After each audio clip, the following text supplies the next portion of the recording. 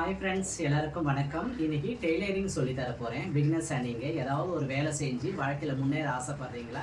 உங்களுக்கான வீடியோ தான் இது. லைக் பண்ணுங்கள், ஷேர் பண்ணுங்கள், சப்ஸ்கிரைப் பண்ணுங்கள். வீடியோ ஸ்கிப் பண்ணாத பாருங்கள். டெய்லரிங் எப்படி மார்க் பண்ணுறது, எப்படி கட்டிங் பண்ணுறது, எப்படி தைக்கிற வரைக்கும் உங்களுக்கு ஃபுல் வீடியோ சொல்ல போகிறேன்.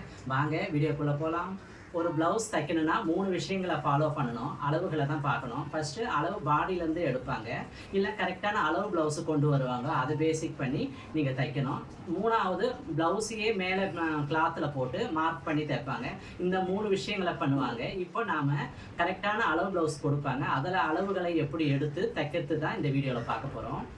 கரெக்டான அளவு ப்ளவுஸு கொடுத்தாங்கன்னா அதில் நீங்கள் கேட்க வேண்டிய என்னென்ன விஷயங்கள்னு பார்த்தீங்கன்னா, கை நீட்டு கரெக்டாக இருக்கா, பேக் உயரம் கரெக்டாக இருக்கா, ஃப்ரண்ட்டு கரெக்டாக இருக்கா, நெக்கு எப்படி வேணும், அத்தனை டவுட்டையும் நீங்கள் கேட்டுக்கணும்.